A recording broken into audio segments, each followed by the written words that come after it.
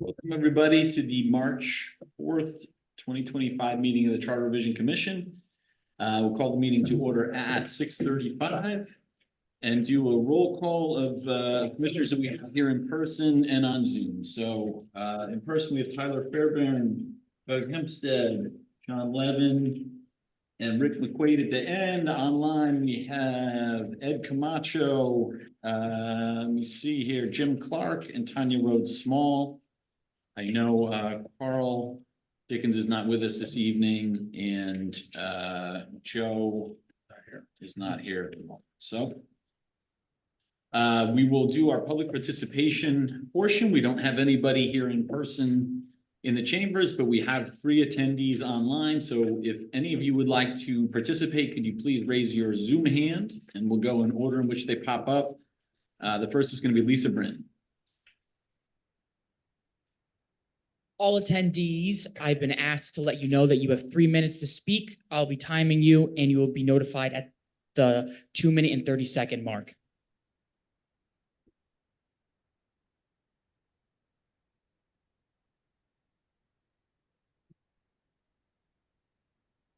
Hey there, guys. Lisa Britton, can you hear me? We got you, Lisa. Okay, thanks. 19 Shorefront Park. I'll be quick here. I didn't type it up. 3 things I wanted to comment on. I'm looking forward to seeing the scenarios for the minority party representation. You know, obviously you're kind of commenting before you see this stuff.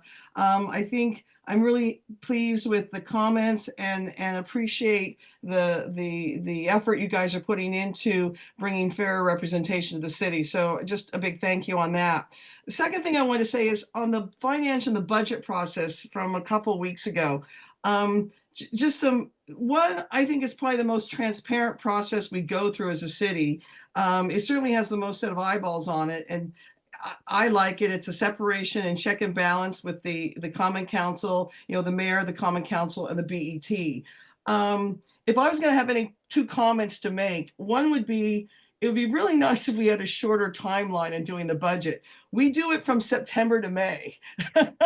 It's like we're always doing the budget. And it would seem to me that might, if there was any way we could shorten that time frame. The other thing is, if you remember years ago, the mayor talked about the reorganization and possibly consolidating some of these administrative departments.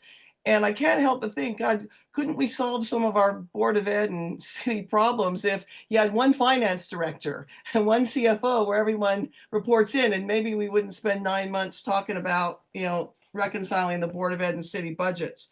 So that's all I had to say about finance. And then lastly, I think you guys are going to talk a little bit about the referendum process. All I have to say about that is it would be nice if that was a little bit more clearly articulated in the charter. I don't necessarily want to lower the threshold for that because you don't want to bring about a bunch of unnecessary recalling of stuff. But I think it could be reworked, and I look forward to hearing what you guys have to say. So that's all I've got. All right, thank you, Lisa.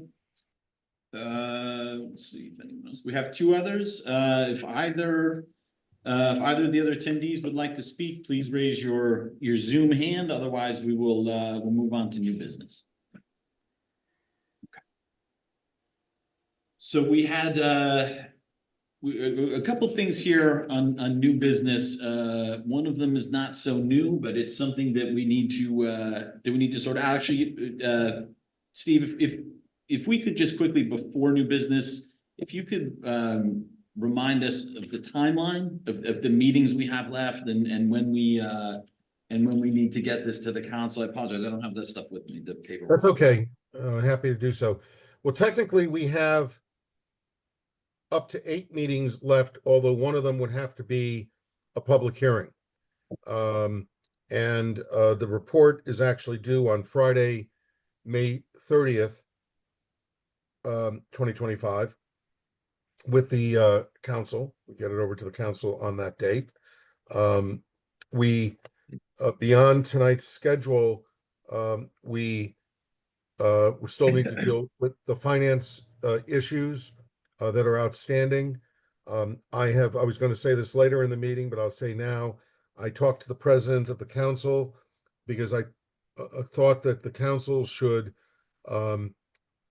hopefully come into the next meeting, council leadership or whoever from the council wants to come to talk about the proposal that the CFO made. I'm almost done formulating that, putting that into the document, which I'll get out to you as soon as I run it by the CFO. But the council, we know the council isn't looking for radical alteration, but I know that there are some who want to talk about some increased role for the council in the budget process on the general fund side. They're pretty, they have a pretty robust power and authority on the capital side. And so I told the president that I thought the opportunity would be, present itself at the next meeting of the CRC on the 18th of the month. I would also suggest at that meeting that we take a look at the grid. We'll take a look at the latest version of the grid and see if there's anything we've missed that we think needs to be addressed during the month of April as we begin to move toward conclusion. As of now, we've done very little alteration of the document. We addressed some issues on compensation. Clearly, there will be changes in the finance area. I would ask everybody on the commission to take a look at the charter to see if, and to take a look at the grid to see if there are any other lines that we want to plot to make other changes in the document. The other thing you should be advised of, and I hope to have a report sometime in April for you, is you may or may not remember, those who are on the commission probably do, those who are new may not remember this. We have at the back of the document, chapters 13 and 14. Chapters 13 and 14 are part 3 of the document called the historical provisions.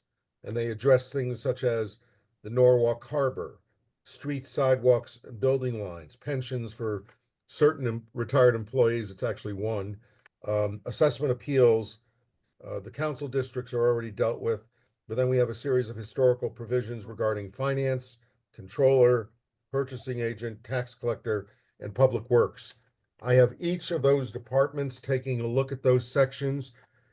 The intent of the last charter commission was to isolate those historical provisions, most of which I think are covered by the Municipal Powers Act, and therefore don't need to be in the charter.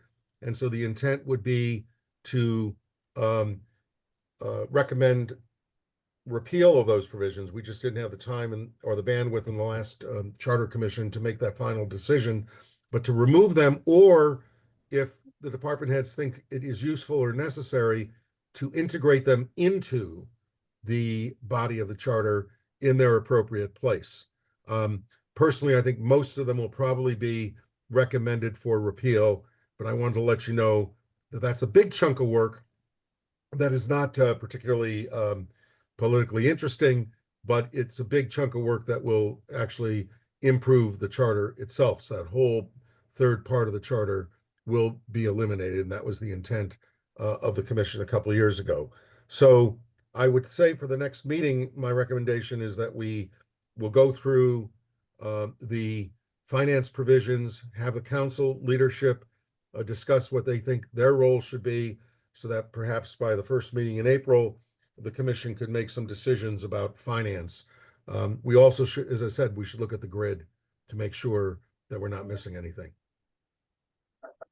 Can I also explain? So once it goes to the, should I do this, Mr. Chair? Once it goes to the council, once it goes to the council has up to 60 days. They probably won't use the full 60 days because then we'll start running into time constraints in July and August. But they have to act on the document within 45 days.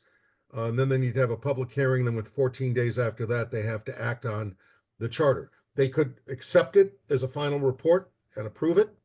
More likely what they will do is come up with a series of recommendations to send back to the commission. Then the commission has 30 days where we'll be meeting in the heat of July to finalize and respond to their recommendations. And then they get it for 14 days at the end and hopefully approve it with a series of questions for the ballot. So that's the process. This first part of the process ends when we send the so-called draft report to the council on May 30th. I think Commissioner Camacho has his hand up, Mr. Chair. Ed? Yeah, thanks. When you were talking about eliminating parts of the charter, I haven't looked at the grid lately, but have we included in that grid the possible elimination of sheriffs and constables and treasurer and that kind of stuff? I think those items are on the grid and Okay. we should probably schedule those. They may not be on the grid, frankly. Let's see. Yes, they're on the grid. They are on the grid in Article 3. So those discussions should take place. And if you want, we could talk about next week, and then I could prepare some background materials on how those positions are dealt with in other communities. Okay, thank you. But I would strongly recommend that everybody look at the grid. The one I sent out on the most recent one was February 13th, so it's not that that old. I have probably a Lisa Brinton testimony from the last meeting and this meeting that I have to add to the grid, but otherwise that grid is pretty much up to date. So you shouldn't wait until you get my next turnaround on it. You should look at the last version of the grid. Doug? Can you go over that part of that schedule again? You said there's 8 more meetings, but we have to report by the end of May, correct? May 30th, yes. So if there's 2 in May, 2 in April, and 1 left in March, that's 5 in my books. All right, well, I have March 18th. I have, if you may want to reconsider this, April Fool's Day, April 1st as a date, April 15th, tax day. Remember, there's a third Oh, you're gonna pick up a third one in April, the 29th, and then the 6th, and then we did kind of weekly. When we first laid out the grid for the meetings, I tried to do weekly meetings in April. That's how you get the extra meetings, Doug. We may not need them April all. and May. In May. April or May? Weekly in May. April. In May. I thought when I gave you the schedule at the early part of the year, I doubled them up so that if we were running into a problem, I don't think we're going to have a huge workload that will require all those meetings, but that's how you end up with 8 more meetings. And one of them will have to be a public hearing.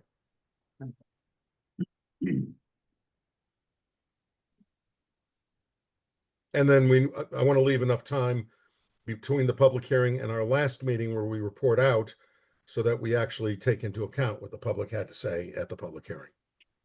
Right. There should be time for that in May.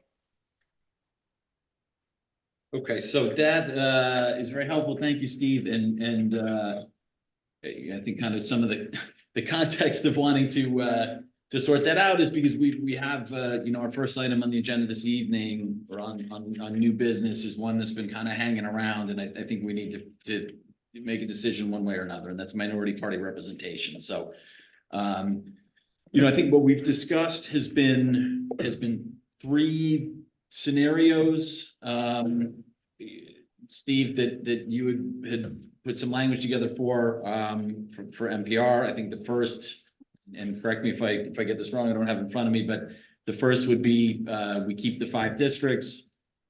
You have 10 people elected from the districts. You have 5 people at large, a portion of which would be the minority party. You have a second option, which is to have you eliminate at large. You have 3 representatives per district, 2, no more than 2 of which may be part of the same party. And then the last option was the 15 mini districts, right? That was the third option. So, I think what we would need to have happen is somebody if somebody feels strongly about any one of those options, make a motion and we would have to discuss. Steve? The only thing I wanted to say, one thing we do have to do, unless you approve some other scheme, if we maintain status quo, I don't know if you noticed, I did a strike through the transition provision. We have now replaced the historical provisions, the historical district. So I would want to make sure we have a motion to eliminate that transition provision from the charter, regardless of what we do. And then that's something that needs to happen whether. Either whether way, the that parties needs to got it. happen. Yeah, that is something that has to happen. Was that? What did he say? This would, yes, so whether, Oh, okay. regardless, that's Okay. gotta go away because it's not. Wait, what has to go away? I'm sorry, I'm not following that. If you take a look, Commissioner Levin, at the current provision at the top of background document number 1, it Right. shows you what we currently have. If you take a look under A1, there's something called transition provision. It's reference to the historical boundaries that are currently in 14-1 of the charter. Since they had reapportionment, those historical districts don't exist any longer. And so that's one of the sections that will be repealed. So the reference to the repealed section needs to go away. That's all. Further discussion, is that what you want to do? We need to start a discussion if we want to pursue this, and if not, we need to move on and. Okay. look at the other topics. I was going to wait until you had your discussion on Yeah, the My substitution. first suggestion is to eliminate, well, we can do it one of two ways, so I'm gonna go the other way. Eliminate alternate 3. They just got done redistricting the town, and putting up new district lines. And to start 15 council districts, the way the political systems are set up in town creates a bigger challenge outside of just voting districts. So I think that's so to me, it's like, it's more work than it's probably gonna be worth if it passes. Agreed. If you note in both of the options 2 and 3, you are going to require some degree of reapportionment. And my suggestion was you have 2 alternatives to the vice chair's point about having just gone through this process. Alternative 1, having it ready for the 2027 election would probably be burdensome and onerous. Alternative 2, under either of those options, is to wait for the effect of those districts to take place after the census in 2030 in the next redistricting process. We are going to have an obligation for a constitutional reapportionment in probably in time for the 2033 election. And so my recommendation would probably be to hold off on the effect of any district change until that election, so you don't have to do a reapportionment. So I don't know if that changes the vice chair's view on the district system, but my recommendation is that you delay the effect of it to the next reapportionment. Well, on item 2, I'm one of those, put it in effect in 2027, because look how long it took us to get around to reproportioning NOAC as it is, and it didn't change that much, believe it or not. I mean, it wasn't like a massive shift of areas at all. It kind of was one part of town gained some and the other part lost some, but it's still pretty. By the way the town's developed, it's still pretty balanced, believe it or not. So I think putting it in effect in the election, calling this election, if it makes it that far, to me would, in my books, be okay if you went with alternate 2, because you're not screwing around with the districts, basically. 2 is the elimination of the at-large. Is that Correct. right? And you would have 3 Right. per district, 2 of whom can be from the same party maximum. Correct, that's, I'm sorry. I think that was that was, yeah, that's the one that's, Alternatives. Yeah. Rick, did you have? Yeah, I took me a little while to get these numbers broken down from the registrars over in the districts. I think the one most workable is alternative 2. I have to agree. The other ones seem to, with the new boundaries and everything, of putting them together, and I think we are going to be, 2030 might be a good chance of having it all ready by, but I do feel that alternative 2, with the elimination of the districts and 2 and 1 from each one, is probably, if we're going to go this way, and everyone will be happy with the representation, it would probably be the best one for the numbers that we have right now.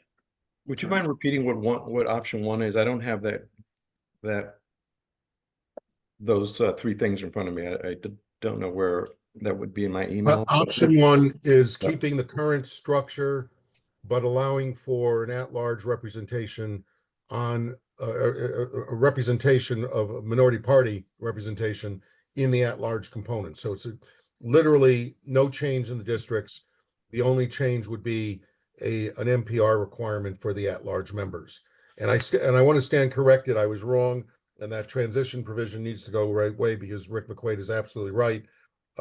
Alternative 2 doesn't require any change because you're working with the same 5 districts that we just redistricted. So I was mistaken in that one. The only one that would require a redistricting is alternative 3, to Doug Hempstead's point. So I stand corrected. So with respect to option one, the at-large would be what, at least 2 members of the minority party, because there are 5 at-large. Is that the way it would work, or what's the? Correct.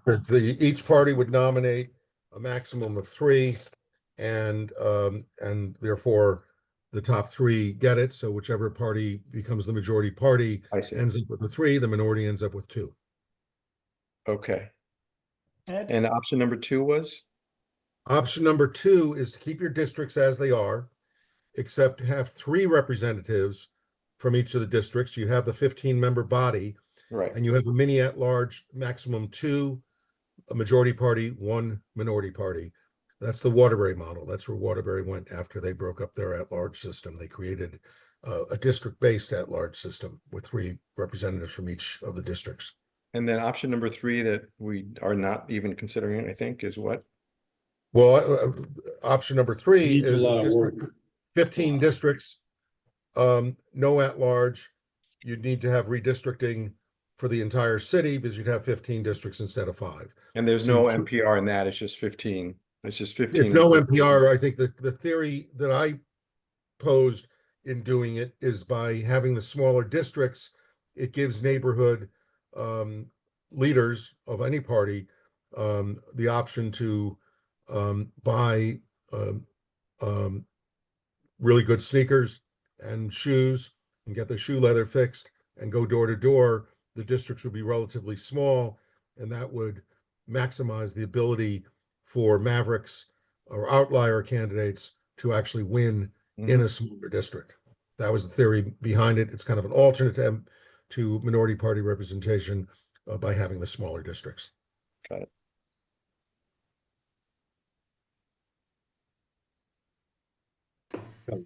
Okay. But Steve, that also would take us easily out to 2027 or 2030 before we really would be able to get that with the numbers and everything in place. My recommendation would be, rather than go through, if you did a redistricting for 2027, it's going to be a pretty radical alteration. We just went through redistricting already.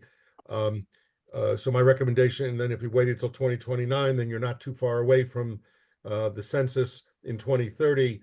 So my recommendation is either do it in 2027 and go through the process of creating the new districts, or wait until I think it would be the 2033 cycle, where you go through the census, the legislature realigns, reapportions, and once they reapportion, then you reapportion. I think it would be for the 2033 election cycle. Yeah. The So that would be kicked way out if you didn't do it in the next cycle. And look, as we found, Rick probably knows this better than anybody, the reapportionment process was relatively smooth, frankly. There were a couple of startup issues. We had to fix the ordinance a couple times. And we had some, a few little roadblocks, but nothing too difficult. So it was not difficult, but you were still operating within the current structure. If you move from the current structure to a 15 district structure, then it'll be more interesting dynamic to see the politics of that. But still, I think it's very doable. You hire an outside group that you work with, and you might actually be able to get it done for 2027. I think if you can't get it done for 2027, you're probably better off waiting until the reapportionment process in the next decade. Well, what is the since they just did it and it went into effect for this coming election, isn't there a time period when the next one has to be looked at again? Thought? Yeah, right after the census, I said. You'll have the census, the 2030 census, then the legislature goes first. Once the legislature does their redistricting, my guess is I can give you a more definitive answer. It will be either ready for I think not for the 2031 election, more likely the 2033 election is when it would be So- ready. Right, so I'm just saying, by the time you get the census done and information, and it's gotta be done in 2030. You're 2031, then you're looking at it maybe 2032, then you're actually in the 2033. So what are you talking about? Almost 5-6 years in between now and then? Yeah. That's why, to me personally, I'm just saying, if you're gonna do it. And be done with it, because you're gonna be on a 5-year, you're gonna be on a cycle after that also. So you know. I mean, if it was gonna take that long, do you think it would make sense if you? That's why I was talking about those two make sense. Right. You don't have to screw around with the districts or anything. You're gonna match up what's there now. Okay, Rick? Yeah, I think also, when you look at these numbers that came from the register of voters, the new voters in each one of the districts, we have to keep in mind also, early voting is now going to be pretty much a norm. So these numbers that you see going to different voting places are going to decrease, which is also going to, for some of these smaller district numbers, we might be able to save a cost in, as far as setting up voting places. And I think that's something that always people are looking at, what the cost of running an election is, how much it's going to cost us for a voting district place. I think with these numbers and early voting, we're going to be able to streamline that a little bit where, there might be a big voting place that we can use 2 parts of the school or center or whatever we have. And it'll also give us a cut down on, security, all those numbers in there. But I think early voting is also going to guide this once we get it to a point that it's the norm. So that's just my input from, my office standpoint. It's helpful. I mean, so, if it's gonna take that long, is this something that we leave to another commission? You see, if not, or is this something that someone feels strongly enough for now that they want to pick one of them? I mean, we've eliminated alternative 3, but if somebody wants to suggest 1 or 2. Doug? I'll make this simple so we can get it out of the way Sure. one way or the other. Sure. I'd like to make a motion to adopt alternate number 2. Let's just do it that way. That doesn't invite me to do that. And And to take effect in the 2027 election. And I only have one follow-up question with that. We're not doing the Board of Ed at the same time? Well, we could. I was not asked to look at the Board of Ed, so I assume, would you want to set up a similar, because they have a similar system, and would you want to create it? They're on a different, there's a lot of, I think there's some stagger at the Board of Ed. You want me to look at that if you want to go in that direction? No, I don't want to muck up the water, so I'm just asking if that. was Yeah, on. yeah, and that's why I didn't include it, because dealing with boards of ed could start getting into a lot of political trouble. But the problem is we'd have to look at that. Well, it's the same, no, we're not changing the districts, so they've got the districts. Right, The that's districts not that a we change. Yeah, Yeah, but they're at large are only 4, not 5. Right. Yeah, they have 5 districts, but 4 at large, not 5 at large. Just different. but that's not affected by, if you go with option number 2, you're not changing the districts. And the at-large would not be altered either. For the Board of Ed, there'd be no at-large. The at-large would be accommodated within the districts. There wouldn't be a separate at-large class, basically, at the council. So from a drafting perspective, I don't think it would be a problem. But in the general election, the only citywide candidates would be the mayor and the Board of Education members, and whoever else is left as a citywide candidate as well. But no council citywide in that option. So the motion is 3 in district for 15 total, no NPR. Is that- No, it is NPR. What does that mean? Oh, it is Yeah, NPR. it's a mini at-large system. No more than 2 can be from the same party. No more than 2. Okay. Yeah, that's right. So, I mean, I think that's terribly anti-democratic. I think that, I think the bad facts, like I argued before, make bad law, or in this case, bad charter revision changes. We have a national party that is driving, local parties in the opposite, or that's driving municipalities and voters in cities like ours in the opposite direction. I don't think this issue was a problem prior to 2016. In 2014, I think the Common Council was 8-7, with 8 Democrats and 7 Republicans, 1 Democrat caucus with the Republicans making the council presidency and the council majority Republican. The Board of Ed was 6-3, Democrat to Republican. I think this shift toward the Democratic side is really driven by the unaffiliated voter in the city. The Democrats, I think, registered voters outnumber Republicans 2-1, but the unaffiliated voters that don't align themselves with either party have at least as many voters as registered Democrats. And registered Democrats typically don't vote as often or as regularly or as consistently as Republican voters do. And so it's the unaffiliated voter that really makes the difference from election to election. And I think you're taking away that vote by suggesting anything other than a straight up Democratic vote.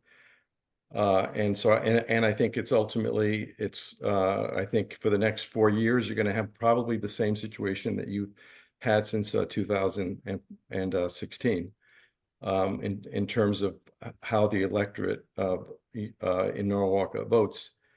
And that's just because of the way things are nationally, I think. And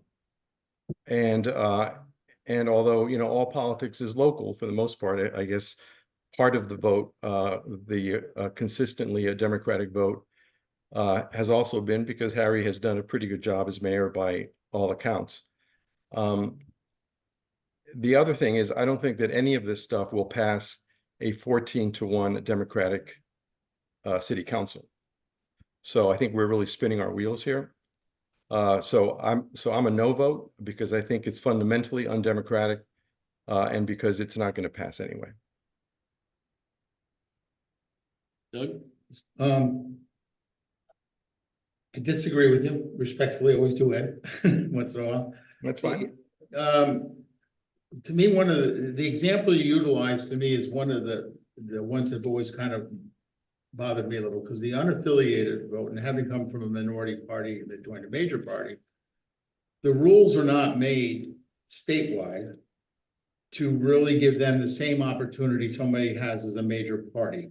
They got to start from scratch, get a certain amount of signatures to even get on a ballot if they're not an unaffiliated voter. So they technically will never truly be represented by a party because they can't even get to that motion. There is an independent party, and that bar is set high for a third party in Connecticut.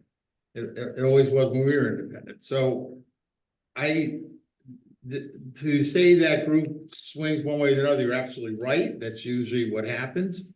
But we're one of only 2 communities in the state of Connecticut where the rest seem to think it's all okay for this.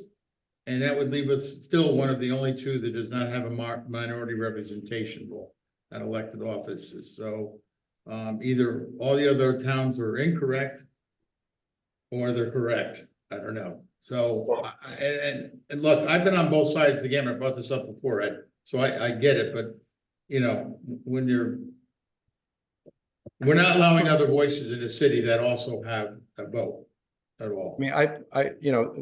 I mean, the unaffiliated voters are comprised of, many of them are Democrats in their way of thinking, and many of them are Republicans in their way of thinking. There are very few people that are truly have no worldview that is, thrown in one direction or another. But, so they're not represented by a party because they choose not to identify, but they are truly, middle of the road, and they tend to lean in one direction or another, but they are very, you can influence them, depending on what's happening, either locally or nationally. But I, for one, am not at all concerned about being one of only 2 communities in the state of Connecticut that does not have minority party representation, because I have never been terribly concerned about doing what everyone else is doing. I personally think that it's undemocratic. It's fine if other people and other communities want to do it the way that they do it. To take a vote away from someone, to me, is, as I said, undemocratic, and I have no problem at all being the lone wolf on that one, or to take a stand in the stream and say, yeah, Norwalk, along with one other municipality, is not in alignment with that, and that's okay with us. So that's how I look at it. Any other discussion? We're voting on the motion, John? Oh, sorry. Okay, no, wait, somebody else, go ahead. Go Yeah, ahead. I'm not, I've already spoke, go ahead. I'm still formulating my thoughts. Oh, I could tell that. I had something burning. Rick seems fully formulated. Yeah, I'm formulating, Ed, John Levin. Ed, you made a good point that something jumped out at me. I'm not too sure that this isn't something that we should add to the list of, with the 4-year term, the compensation, and the minority party representation. I'm not too sure that this is something that we want to spend a lot of time on right now. I think our political environment in Norwalk is about to change in some ways. I believe that this might not even be an issue coming up eventually. I think compensation and 4-year terms, I think in a municipal election year, I don't think this is probably something I would recommend would be on the ballot. I think that we're going to see a lot of different things in this upcoming election. And I think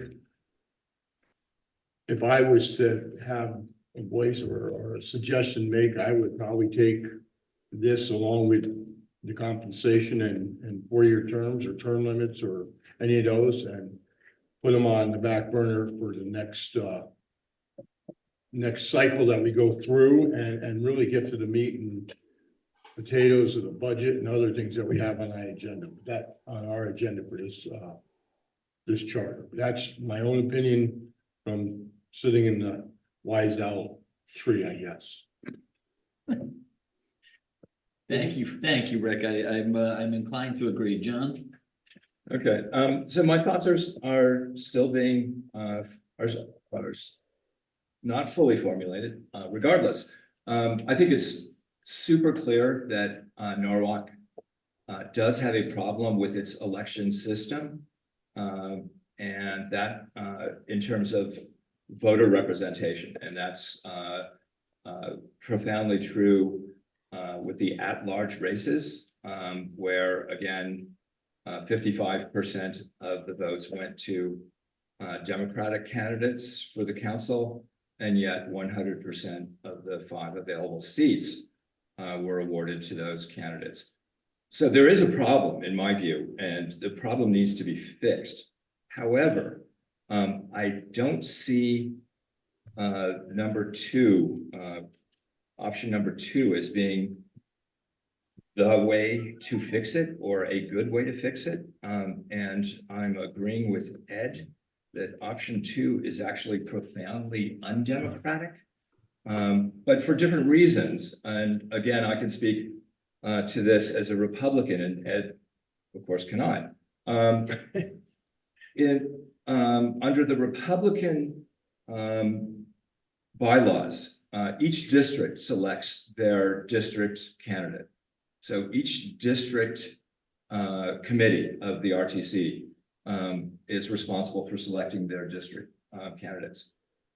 And they're under the again, I can't speak to the Democrats, but under the Republican setup, there are up to 20 members of the RTC for each district.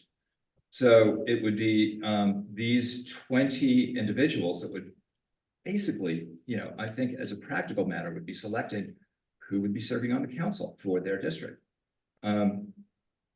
Amazingly, there are some districts in Norwalk where the sitting members of the RTC for that district, I think number only 3 people.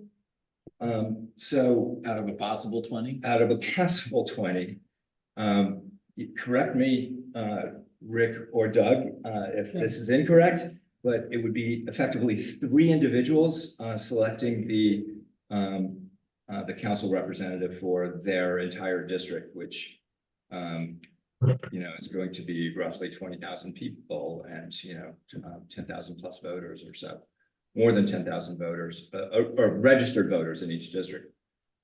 That's what I would view as being anti-democratic. There have to be better ways to do this. I'm hoping Steve might be aware of some of them. I know that our state will be changing laws about things like not cumulative voting. It's the other method for Rank choice. ranked choice voting. I know that there are 7 bills that have been, at least 7 bills that have been presented in the state legislature to approve ranked choice voting. And hoping that cumulative voting can quickly follow in a timely manner that would allow this unrepresented minority to finally get some representation. So lastly, I think for Norwalk, it would be a mistake to eliminate at-large council seats. I think having an at-large council race is good for the city, good for our democratic process, good for voters. The problem is that the way that we are determining who gets selected is fundamentally anti-democratic, but I do not see option 2 as the fix. Thank you, John. Well, I think that we should we'll take a vote on Doug's motion, which was to pursue alternative 2 for minority party representation. All in favor? Aye. Get off the table. Opposed? Any abstentions? Right. So the motion does not pass. I suppose the next step is to make a motion to table discussion of minority party representation. I'll make that motion. Ed will make the motion to table it. Can I speak to the motion? Pardon? Can I speak to the? Yes. Yeah, I'm just gonna reiterate what I said before. That I also believe that if we're going that route, we should also table term limits, 4-year terms and compensation. I mean, Ed wants to add to his amendment, you can, but that's just my feeling. May I? And I know that these motions are not arguable, but I don't know how much leeway the chair has to allow this, at least some discussion on one thing. I think with respect to compensation, I think the only change that we were discussing in the charter was to include some innocuous language as in accordance with law. And so if state law changes, then all bets are off. So it's not to actually increase compensation, but to put language in the charter that allows it to occur should state law change. I think that's what we were talking about, It was Steve. future flexibility. There was no defined increase. We maintain the baseline and allow for the increases in accordance with law. Right now, the law is a referendum. And so if you want an increase, it has to go to referendum. If John Levin gets what he wants and we get that clause out of the state statute, it could be done by budget. So Rick it's actually the only thing the commission has approved, and that is to retain the current level of compensation and allow for increases in accordance with law. And so we took the specific reference to the referendum out in the event that the legislature changes it. There is an item before the legislature right now. I don't want to lay odds on it, but I think it's, it has a shot. And so this technically doesn't change anything except some of the language.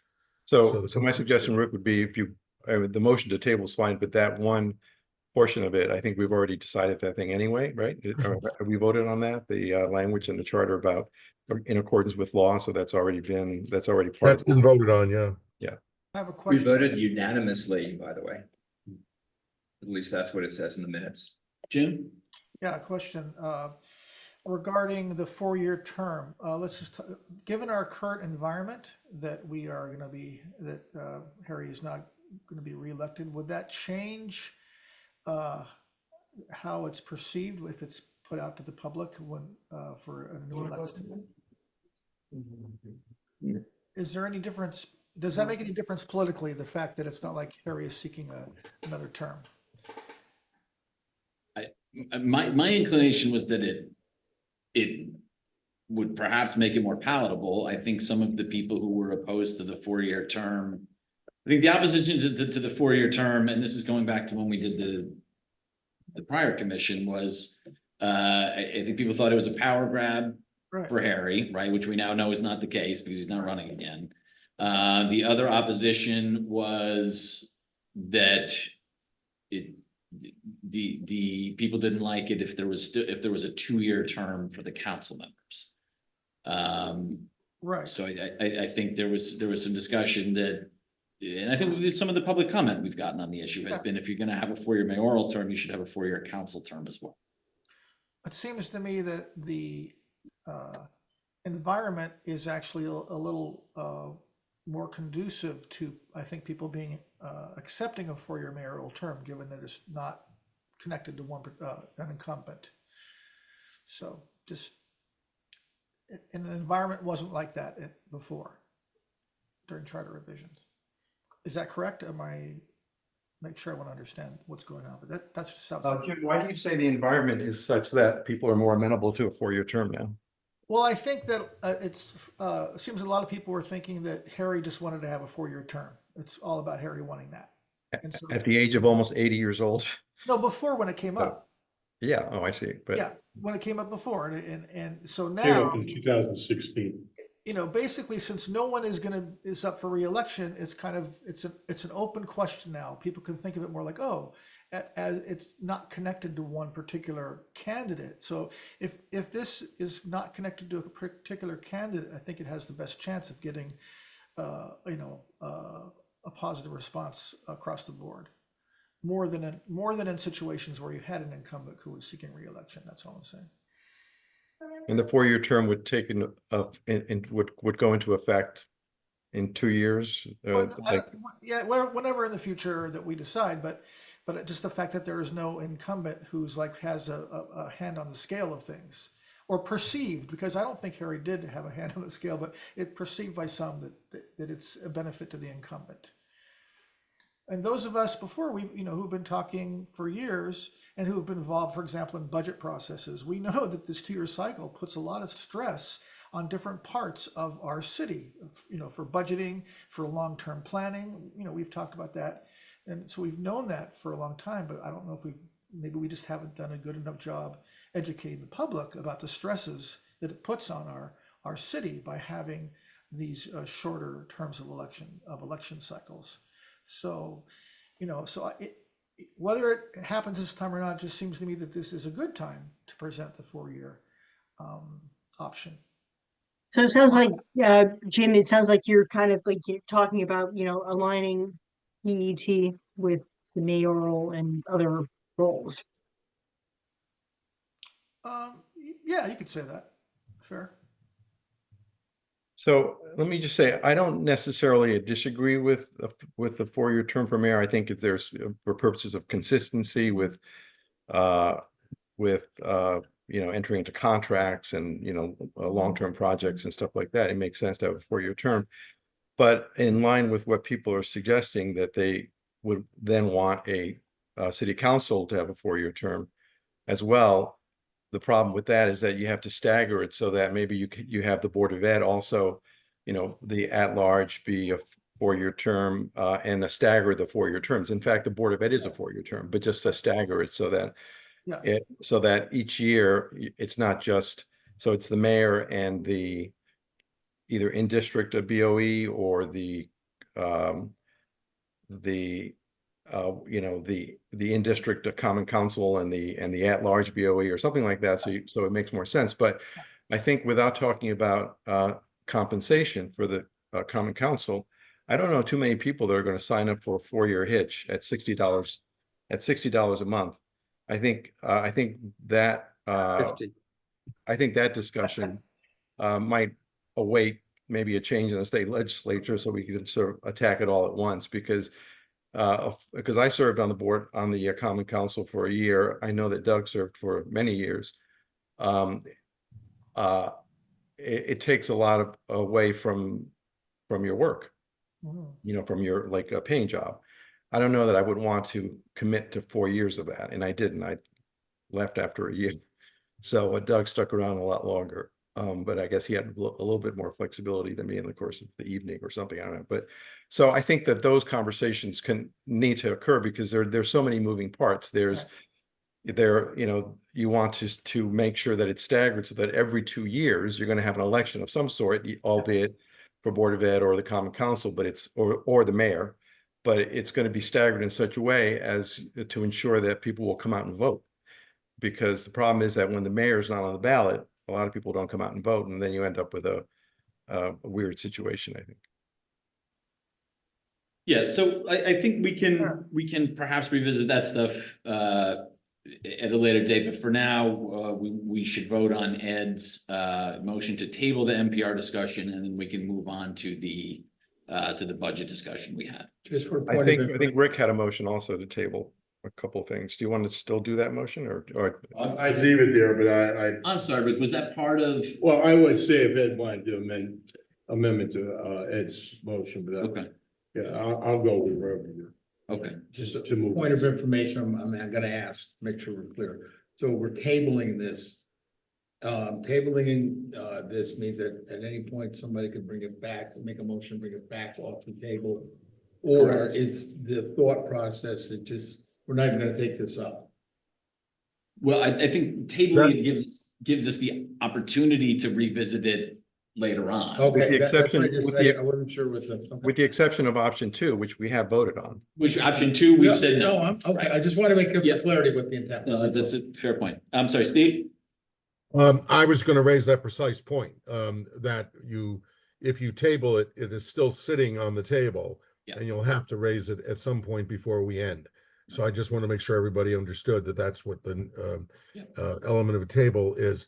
The other thing I was going to say from an administrative perspective, if we invite leadership of the council to discuss the budget issue next week, you might also use that opportunity to discuss the 4-year term issue, to see what their thinking is on the process. If they attend the meeting, and I would let them know that that is something you want to discuss. So Yeah, and certainly they're busy and we understand. I hope we can hear from as many of them as possible, because I think something, it is something important to remember. And I think Rick, or perhaps Ed mentioned before, I'm sorry, but ultimately we are making recommendations that have to get through the council. So if we're gonna spend, several, one or more of our remaining 8 meetings discussing something that has 0 chance of getting through, it's probably better to know that now so we can actually get at least a few constructive things done. So we will vote on Ed's motion to table unamended. All in favor? I don't understand the motion. Hold on. Can you repeat the motion, please? The motion, Jim, is to table discussion of NPR. Of NPR. Okay. And also, I think Rick amended it, I believe, to to include the 4-year term and something else, but not the compensation. And because that's already been compensation. voted. Was But compensation we already addressed. So it would be Ed's motion to table MPR discussion, Which we just voted. we haven't voted on because we've got Rick's amendment to it. So it would be a motion to table discussion of the 4-year term as well as MPR. That is the motion. I thought I just voted on tabling NPR. Am I wrong? Yes. Okay. It was you did not option two that we voted on. Option two, we voted on option 2, which was a no. Shall we do these separately, Mr. Chairman? You want to vote, you want to vote on Ed's? Okay, that makes sense, sure. I mean, Yeah, they're both major things. Let's vote on Ed's first. Okay, motion to table MPR. Okay, opposed? And abstain. Okay, so that passes. Jim, did you want to make a separate motion? Well, can we have was that a unanimous vote? no, there were, No, No one. Doug, it was 7-1 because Carl's not here. Okay. I think just Joe, wanna I make- think Joe also voted I'm against. sorry, that. Joe, I thought you voted to table. Joe was an aye vote. Okay, and I thought Rick's, one of Rick's was the 4-year mayoral term, so I don't think I need to have a separate motion. That so the was. 4-year term would be the next, Well, so that motion, the motion that we just, that was just approved was specific to MPR. Right, Right. my motion is for the compensation and the 4-year term, when Oh. I asked to amend. and, Oh, and my issue with the compensation was that we've already decided that. correct. Right. So do you want to amend yours to be just? So it's just the 4-year term? term, is that right? So it would just be the 4-year term, right? Right, because Because we just, as long as I understand that, we're saying that we're not doing anything with compensation until they Correct, decide what's going on with the state. yeah. Right, okay. Not exact, go back and read the language of what we voted on. So it removes compensation from the charter and puts it into the budgetary process. Under state law currently, any increase in legislative body compensation requires Referendum. a referendum, consent by the Yeah. voters through referendum. Yep. But what we have voted on is to remove compensation from the charter and allow it to be treated, like city employees. So the council will decide what they get paid under what we voted on. That's my belief.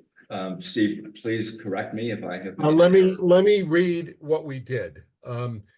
So it will read as approved on January 21st, the compensation of all officers and employees of the city of Norwalk shall be fixed by the council in accordance with applicable collective bargaining agreements, except the salary of council members who shall receive no less than $600 per annum, and such additional compensation as may be permitted by law. That's the way it reads. And basically, so the baseline of the 600 remains in the charter. Any increase would have to be done in accordance with law. Right now, the law would be approval in the budget plus a referendum approving it. If the law at the state level changes, it could be treated like any other element of compensation, which is by budget. So it basically doesn't change anything but the language that referenced the referendum, because we know there is legislation, and it doesn't make sense to reiterate what the legislative process is if it's already governing by law, would indicate very clearly what that is, and that's what the action item said. That's what you approved. thank you, Steve. I'm So sorry, it's a so, motion to table a 4-year term. and that was Jim's motion? That's Rick's motion. Right. Rick's motion to table the 4-year term. All in favor? Opposed? Abstain? There was 8-0? If I could take one person off, Ed, Yeah, It's not the fact that my work was more cooperative in all the years I put in. I married the most wonderful woman, understanding woman in the world is what I did. To put up with all those years. I understand that. Me, I got divorced. I did the hard way. Yeah. And if it makes it better, my first one did not understand it, second one did, and I did this many years of time. Yeah, but she may not, but Alice may not understand if you decide to run for mayor, though. She's not really jumping up and down, if that's what you want to hear. Okay, so the next item on our agenda for new business was put on at the request of Mr. Levin. This is the referendum procedure at section 410. John, did you want to run through your proposal? Sure. It was circulated last week by Esther to all the members of the commission. Is there anyone who has not read the proposal? Is there any one of the 8 of us who have not yet had a chance to look at it, read it, review it, and understand what I am proposing? I actually have not. I apologize. Is it very long? No. Could you give me a thumbnail sketch of it or someone? And Asking me is risky, but sure. The section 410 of the current Hi, charter. Bill. I'm sorry. Okay, section 410 of the charter provides the procedure for matters that can be subject to referendum. Mhm. And currently, there's a couple of hurdles that have to be met. One is that the 8% petitioners, there must be 5 electors of the city that come to the clerk's office and ask for a petition, and they must pay $25, and they must gather enough signatures representing 8% of the elected of the registered voters. And they have 25 days to collect those signatures. The changes that I propose are to change those numbers. I would like to reduce from 8% to 5%. I would like to reduce the 5 electors to 4. And I would like to increase the fee from $25 to $200. And I would also like to increase the number of days required to gather the petition signatures from 25 to 45. So effectively, the language would stay exactly as it is, but we would change the underlined items. Ed, you haven't seen it, but we would change the underlined items to those numbers. 8% becomes 5%, 5 electors becomes 4 electors, $25 becomes $200, and 25 days becomes, what did I say, 45 days. I've got it. I've got the charter in front of me. I see that. Okay. And I am happy to offer rationale if that's desired. Sure. Well, okay, sure. I remember from our very first meeting, one of the commissioners asked me what was my goal with serving on the on this commission, and I was the only one asked, but I did say that I would like to improve government, help to improve city government and help to make our process more democratic. And my feeling is that because there have been effectively the bar's too high. This is a very significant barrier. If you actually look at the numbers, there currently are something like 57. Shoot, I didn't include it in my note, but there's oh, right here, there's 65,468 registered voters. Under the current petition requirement of 8%, the petitioners would have to get 5,239 signatures. This is not somebody tapping on their computer saying, yes, me too, or doing it remotely. This is collecting physical signatures from physical people. This is a really, really hard thing to do. And this barrier is, in my view, very high, is too high. And in fact, reducing it to 5% keeps it very high as well. If you look at other cities like Norwalk, for example, New Haven has a referendum rule in their charter, and they only require 1.5% of the electors. So I'm not proposing that we go to the New Haven area, but I am proposing that we try to make at least this one item more democratic and more accessible to voters. And, you know, citizen referendums are rare. Again, there has not been one in Norwalk for 40 years. And I'm not convinced that there will be one coming up as a result of this change. But I think it sends a really, really important message to the voters, the residents, who want to know that government is responsive to their needs, and that if citizens want to go through this arduous route, they can do it, and it's doable, or at least it will be slightly more doable than it is currently. Currently, it is really not doable. And if the goal is to make it unavailable, then we probably should remove the process completely from the charter, but that's another discussion. I've got a quick question, if I may. Please. New Haven is 1.5% of the voters. When was the last time that New Haven had a referendum, and what was it for? Really good question. Maybe Steve knows the answer. I do not. I have not done any official research on this, but I was elected to the Board of Alders in 1981, have been active my entire life, adult lifetime in New Haven, since probably 1977 when I ran for city clerk and I was still in law school. I cannot think of one referendum that we've had in New Haven during that period of time. So I can't tell you what occurred prior to my adulthood, but at least in my political adulthood, I cannot think of a referendum. We had an advisory referendum, not under this rule. We created another rule on some social issue.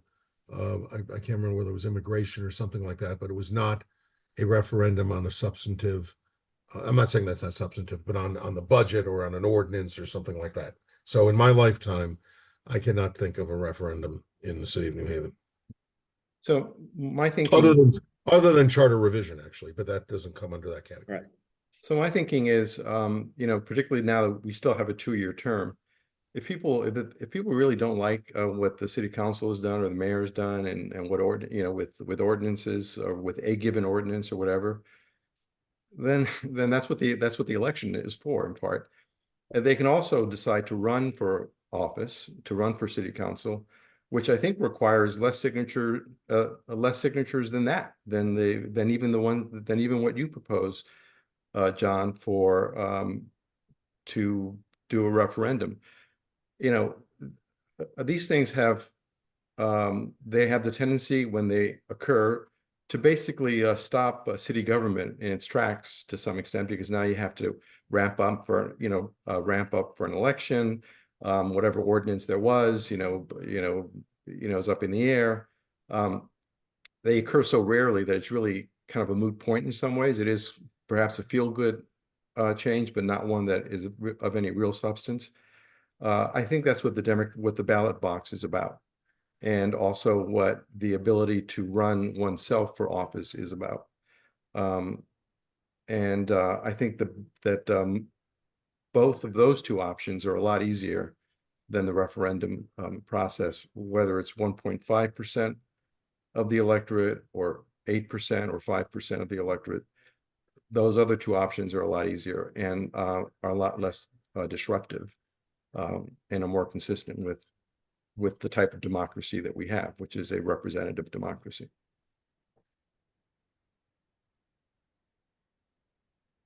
Thanks, Ed. Any other discussion, or if not, we'll go to Jim? Jim, you gotta unmute.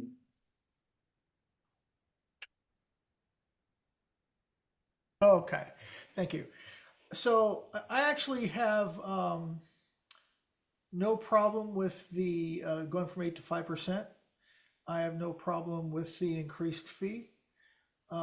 Even increased days, I don't understand why it's going from 5 to 4. I would just keep it there. I think that we would most likely find, given you still need 3,274 signatures, and with the added fee for this, I find it, and maybe our counselor here could, give us some insight on this, but I don't see it really making much of a change, really. As Ed kind of said, it's kind of a feel-good change, because I don't think it would be so substantive in terms, I don't think we're going to see a rash of these things if we make changes to the charter in the manner that Mr. Levin is requesting. It just provides something for people to rally against, that's all. And if we want this charter, whatever we recommend ultimately to be approved by the city council and to be passed by the electorate, you don't necessarily want things in there that, could be a source of opposition.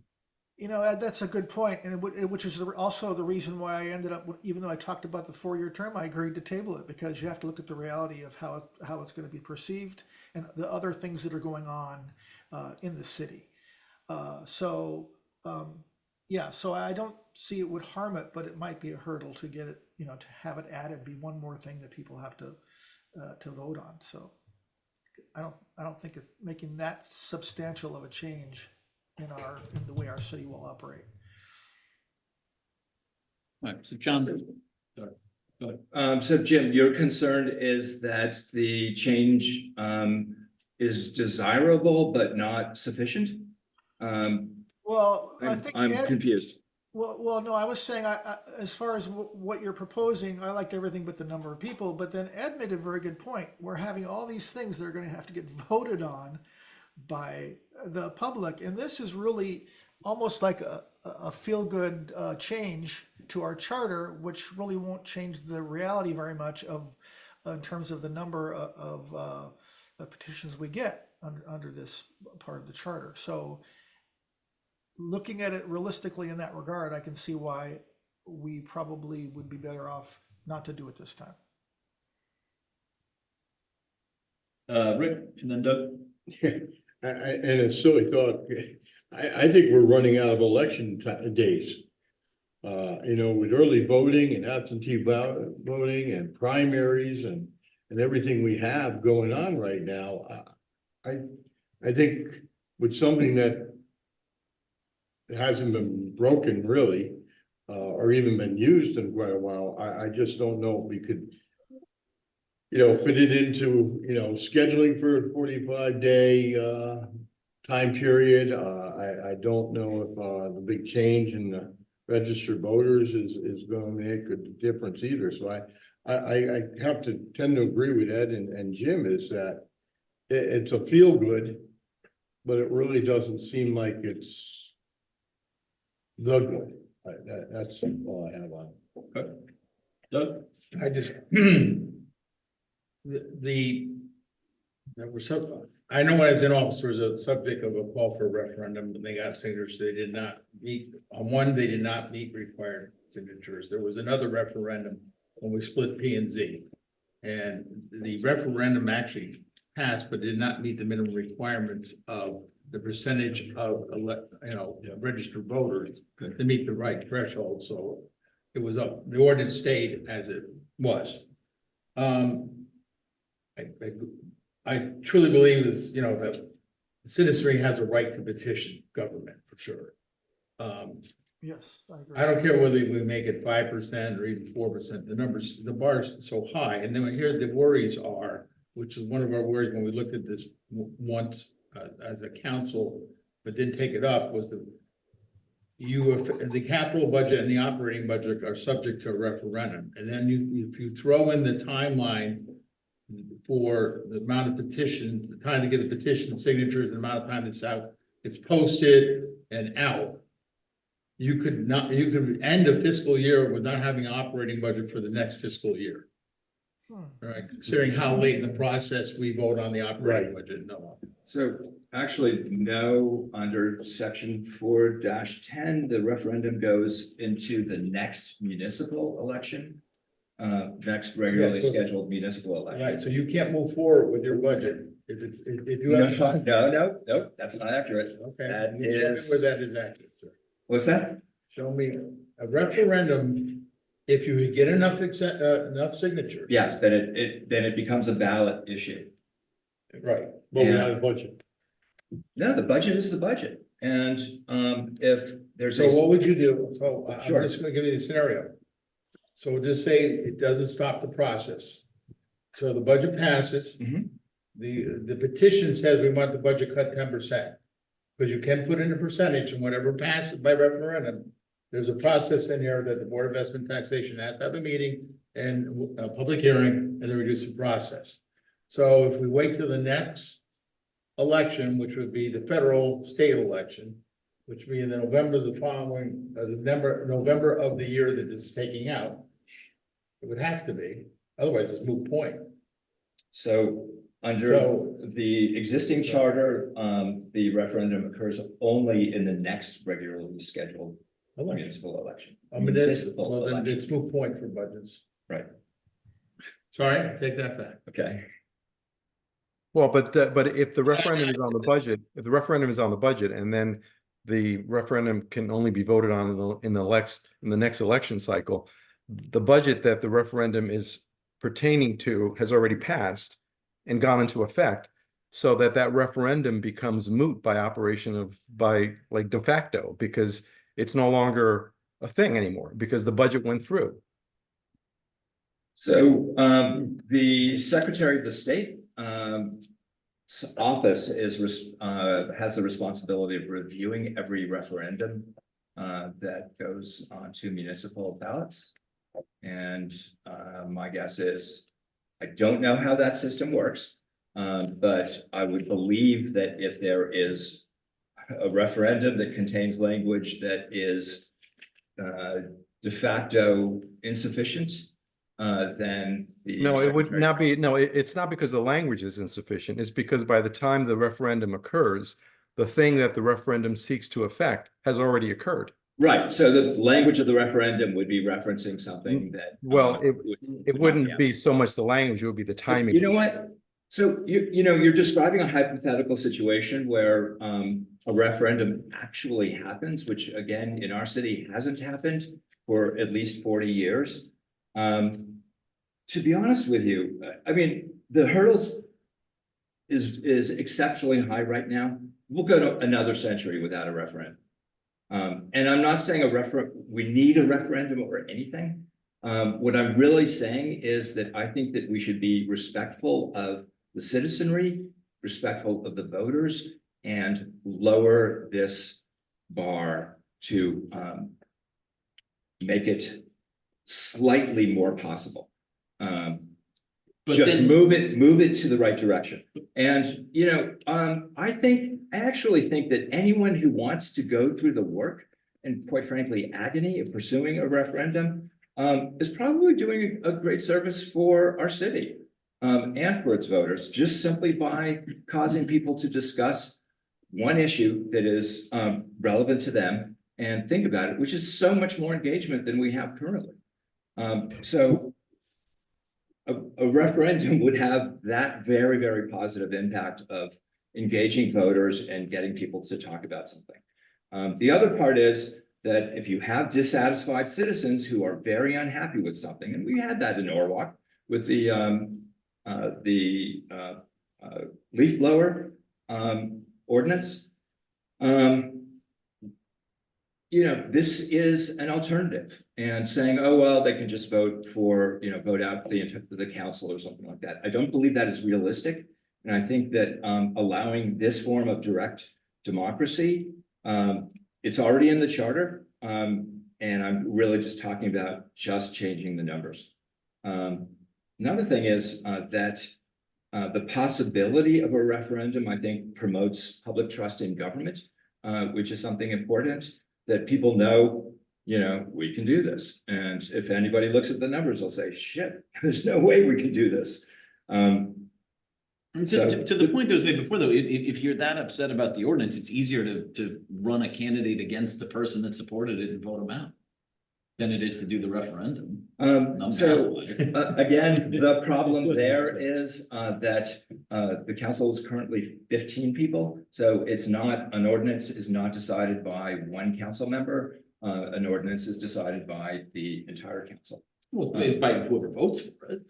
And if 15 people vote for it, it was in theory a popular ordinance. And I would argue that's a very, very blunt instrument. I mean, you can have somebody who, you know, the voters think is doing a great job, except for this one issue. So allowing dissatisfied voters to have recourse to address their single issue, I think is very, very respectful to our citizens and their needs. And I don't disagree. And we have it in there now. And if you look at like the leaf blower ordinance, quite frankly, I think if somebody were to try to pursue a referendum, this whole process, that would be arduous. And I don't know if, I kind of doubt that they would succeed in getting enough signatures. And if they do get enough signatures, I Why are would we be bothering? because we still want to make this available. I mean, why bother to have elections if we know the Democratic candidates are going to win?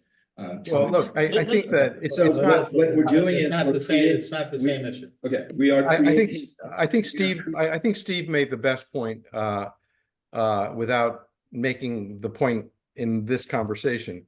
But in an earlier discussion, we talked about a town that where they raised the issue of doing away with some language. I think having to do with the term limits, I guess. And that person was voted out of office, and so was the entirety of the Common Council, apparently. So that does happen. That is democracy. That happened in that situation. And if the leaf blower ordinance was as unpopular as you know, as it is in some parts of the city, throughout the city, I think we will see that same result of this election cycle. So I think it's not a blunt instrument. It is democracy. A lot of people run on a single issue. There are single issue voters out there. And I think it's just a lot easier to rally support to either run for office, vote someone out of office, than having to get signatures and add one more election to an already expensive and sort of routine election cycle that we have. Correction, it does not add an election. It does not add an election. It adds an election. It adds a referendum. That's an election. Well, it adds something to the ballot, basically, or another point. But the point is that you could just as easily just vote for someone who is going to, more accurately reflect your point of view on that one issue. Steve? Yeah, just a technical point. I was listening to the debate and I decided to take a look at the charter and actually read about when the referenda occurs. In the event of a referendum, it's the council that determines the date of the referendum. For ordinance referenda, and there's a time frame for budget referenda that have to occur at a special election not earlier than 17 days, nor later than 25 days following the time that the town clerk, upon instruction from the Common Council, issues a public notice. So it's not in the general election. These are all special. It's a special elections. Special election, that's what I thought. That's what the P and Z was done, special. Yeah, so I don't know where the conception of the general election came up, because particularly with the budget ordinances, that would really throw the budget out of whack. And that's why the budget has a tighter time frame for a turnaround. So there's some shot that you can get a budget through before July 1. just wanted to bring that up, not as a debating point, but just to, Right. what the charter says. Thank you, Steve. Make a motion to table. There's obviously some other questions that came up with this and consider the goal was to try and get the board of Adjustment taxation talked about. Yeah. Finance. Yep. Make a motion to table. All in favor of tabling the discussion of the referendum proposal at 410? Any opposed to that? Any abstentions? Okay, 8-0 to table the referendum discussion.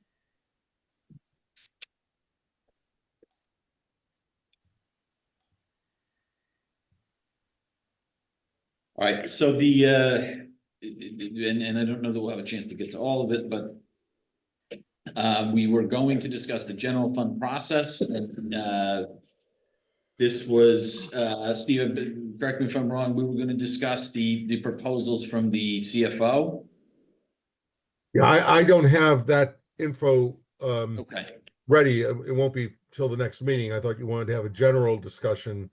There may be observations that the members of the commission have. yeah, That would be helpful to me, and what I can do, if there's anything significant that comes up tonight, as I put together the CFO's comments, I Got can it. put notes in on what some of the concerns are of members of the commission. sure. So if I don't know if everybody has it in front of them, if they have notes from last time, but there were some proposals presented by the CFO, Mr. Schmidt, when he spoke with us. He had a couple of proposed changes in both the operating and the capital budget calendar. So we will obviously continue that discussion when the council members, whoever it is able to attend at our next meeting. But did anyone have any comments on the proposed changes that the CFO presented last time that we can discuss now, and then perhaps Steve can incorporate into whatever he's going to present next time? It seems like Doug's ready to go. All right, go. All All right, I'm gonna go down the list of the proposed charter revisions for the capital budget. All right, that's Okay. okay. Then we can And then go back to Express operating, line. or just, Yeah, well, you said budget, so I didn't know which one you wanted to. I got it. He broke it up. I was just looking at Yeah. it. Yeah, okay. It's on, he did it this way. Got it. Okay, so one thing I don't understand, and it's just for me, I don't know why you need to put in a chart about a 10-year capital budget improvement plan. A 10-year plan is you might as well get out a dartboard and throw darts at it. It's not realistic. The federal government's proof of that. So and it's not binding anyhow, and I'm just trying to figure out why we want to put something in charter that's not binding. You know, that he wants to submit a 10-year plan, he can. If council wants to adopt it, it can. You know, there's nothing prohibiting that. 2, I agree with the aligning department submission dates with the operating budget submissions. If that's the date that he thinks is the best, but I want to offer that. I brought it up before, having sat on the council, and you did it, and somebody plops a book on yourself, and you got until your next council meeting, you got 2 weeks, sometimes less than, to pass a cap. That the operating budget deadlines for submittal should be sooner. Or push out the date for when the council votes the cap, one of the two. And I don't see why that most of these capital budgets and dealt with a capital and operating budget. Capital budget, I confused myself. In the sense that I started talking about the operating budget. The timeline for the capital budget, we heard from some members that were a little concerned about it and they wanted more input, but the submissions for capital budget, if you're a chair of a committee or you're on a committee, you're talking about capital budget long before it's ever presented to the council.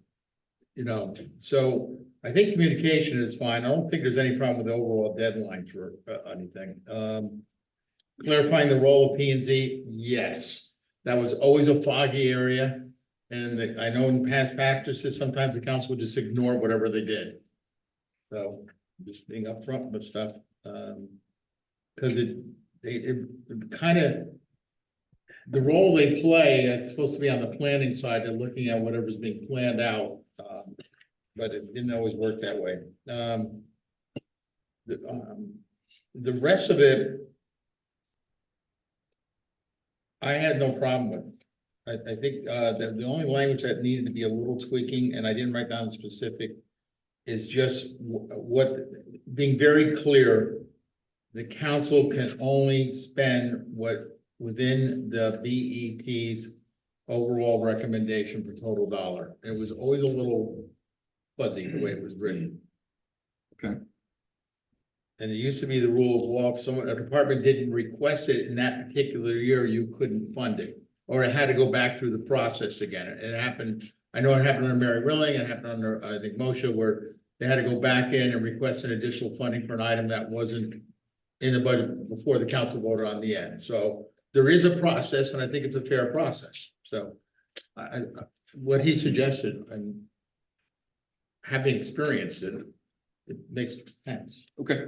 Did you have anything on the, I'll come back to that. okay, I gotta dig up my other notes. got it. Sorry. No, not a problem. Any other comments on the presentation? Or the proposed changes? Okay. That was on the capital, there was, operating was broken out separate. I think there was a separate sheet. Yeah. Doug, I'm not sure. I got it. So this-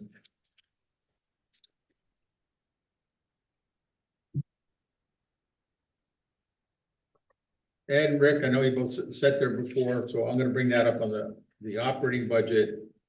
Either they have to, my opinion, having lived it, and I know the frustration with the council members, that either it needs to get presented to the council sooner versus later, which then would affect other timelines that they're asking for.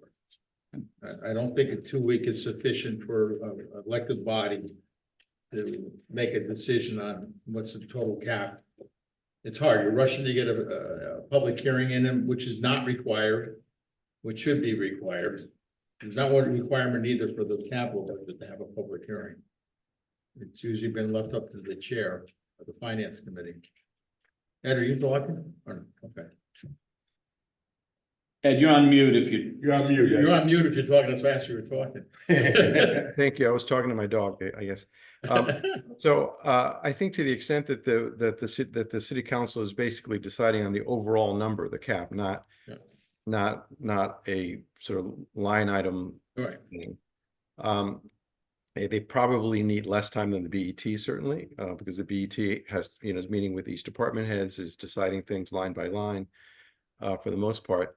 And so I think what the city council does, they get a presentation by the finance department, they get to ask questions or whatever, they have a finance committee or whatever, so I think if it's not 2 weeks, maybe 3 weeks, but I don't know that the city council really, for the operating budget, I don't think requires much more than that. For the capital, on the capital side, perhaps yes, but that's my thinking anyway. Agreed.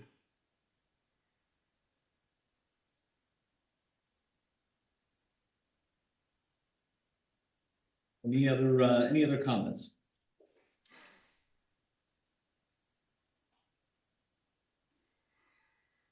If not, we can, if people have budget related questions they'd like to bring before the council members at our next meeting, we have a couple weeks to put those together, and then can kind of pick up the discussion there. Okay, so moving on, if there's no other discussion, we will move on to the approval of the minutes from our last meeting. I'm sorry. Yeah, I just want to, in the flow chart, it's 1 week. No, that's not enough time. Yeah, I know, it's the honor before the 22nd honor before, but usually it never happens before. Right. It's usually that first meeting and you're voting on the second meeting. is that what he's Yeah, requesting here? Same change, Yeah, Okay. but the same date. yeah, it's not, Okay. so. Okay, any other discussion on any of these issues? If not, okay, do we have a motion to approve the February 18th meeting minutes? I'll make that motion. Jim? Any discussion? Any proposed revisions to those minutes? I didn't find anything. I didn't either. I would just add Melnick appears once in place of Mednick. There was a Melnick. Okay, Who's But- Melnick? You know. That's my evil alter ego. Steve's stage name. That's I a thought sort you of- were your evil Middletown alter ego. Press did an article Alternate about me, and universe. So, halfway through, I became Melnick. So Is it Melvin Melnick, perhaps? Melvin Melnick. Yeah. I'm fine with Melnick. I'm not proposing a change. Good Melnick. catch. All right, motion to Thank you. approve. Thank you, sir. Motion to approve the Melnick list minutes, is made by Jim. All in favor? Any opposed, any I abstentions? abstain. Rick abstain. 7:01 with Rick abstain. I believe that is the last bit of business. Do we have a motion to adjourn? Wow. All in favor? All right. Is 8:11. Thank you, everybody. Appreciate it. All right, thank you, guys. Night.